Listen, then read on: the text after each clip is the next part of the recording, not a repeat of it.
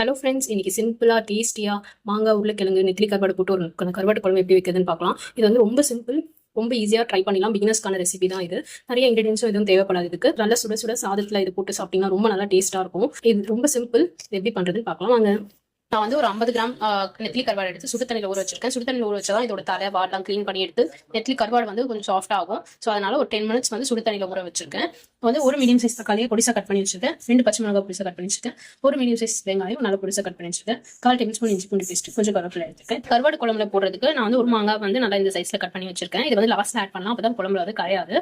2 உருளைக்கிழங்கு வந்து நல்லா இந்த மாதிரி ஷேப்ல கட் பண்ணி வச்சிருக்கேன். ஒரு சின்ன லெமன் சைஸ் புளியை தண்ணியில ஒரு 10 மினிட்ஸ் ஊற வச்சிருக்கேன். 1 கிளாஸ் தண்ணி ஊற்றி கரைச்சு புளி தண்ணி எடுத்துக்கலாம். தாளிக்கிறதுக்கு நான் ஒரு 2 டேபிள் ஸ்பூன் சன்ஃப்ளவர் ஆயில் எடுத்துக்கிறேன். 1 டேபிள் ஸ்பூன் கடுகு ஆட் பண்ணிக்கிறேன். கடுகு பொரிஞ்சிருச்சு. வெங்காயம் 5 ஸ்பூன் எடுத்து கருவேப்பிலை பச்சை மிளகாய் எடுத்துக்கலாம்.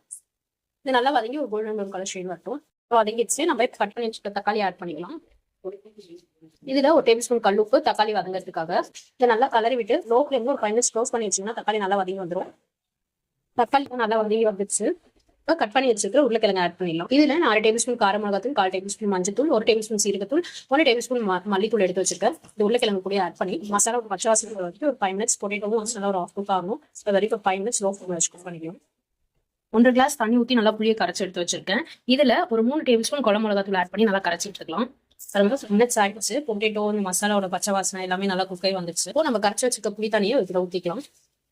இதை நல்லா கலந்து விட்டுட்டு ஒரு 10 மினிட்ஸ் மீடியம் ஃப்ளேம்ல இந்த குழம்புல வந்து மிளகாத்தூளோட பச்சை வாசனை போய் இந்த குழம்பு வந்து ஒரு திக்கான கன்சிஸ்டன்சி வரும். அது வரைக்கும் ஒரு 5 to 10 மினிட்ஸ் மீடியம் ஃப்ளேம்ல வச்சு கொதிக்க விட்டுக்கலாம். ஒரு 10 மினிட்ஸ் ஆயிடுச்சு. நல்லா பொட்டேட்டோ எல்லாமே நல்லா குக் ஆகி வந்துச்சு. இப்போ நம்ம கட் பண்ணி வச்சுக்க மாங்காய் ஆட் பண்ணிக்கலாம். கட் பண்ணி வச்சுக்க மாங்காய் ஆட் பண்ணிக்கிறேன். இது ஒரு 5 மினிட்ஸ் நல்லா லோ ஃப்ளேம்ல வச்சு கொதிக்கட்டும். நான் உப்பு வந்து லாஸ்ட்ல தான் செக் பண்ணுவேன். ஏன்னா நம்ம கருவாடும் உப்பு இருக்கும், இதுலயும் உப்பு போட்டால் உப்பு அதிகமாயிரும். நம்ம கருவாடு போட்டதுக்கப்புறம் உப்பு செக் பண்ணிட்டு உப்பு ஆட் பண்ணிக்கலாம். நெத்திலி கருவாடை சுடு தண்ணியில் ஊற வச்சு க்ளீன் பண்ணி ஒரு 4-5 டைம்ஸ் ஃப்ரெஷ் வாட்டர்ல வாஷ் பண்ணி எடுத்து வச்சிருக்கேன். குழம்பு வந்து இன்னொரு 5 மினிட்ஸ் நல்லா கொதிச்சிருச்சு. மாங்காய் உருளைக்கிழங்கு எல்லாமே நல்லா குக்காய் வந்துருச்சு. இப்போ நம்ம க்ளீன் பண்ணி வச்சுக்க கருவாடை ஆட் பண்ணிக்கலாம்.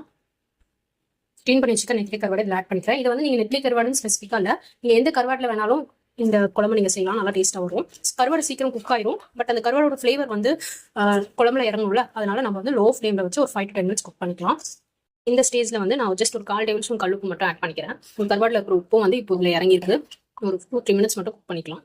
பாருங்க, எல்லாமே நல்லா குக்காய் வந்துருச்சு. நம்ம போட்ட கருவாடு உருளைக்கிழங்கு மாங்காய் எல்லாமே நல்லா குக்காய் வந்துருச்சு. இது ரொம்ப டேஸ்டா இருக்கும் அண்ட் ரொம்ப சிம்பிளும் கூட. இது நல்லா சூடா ரைஸ் வச்சு சாப்பிட்டீங்கன்னா ரொம்ப டேஸ்டா இருக்கும். ஸோ இந்த வீடியோ உங்களுக்கு யூஸ்ஃபுல்லாக லைக் பண்ணுங்க, ஷேர் பண்ணுங்க, சப்ஸ்கிரைப் பண்ணுங்க.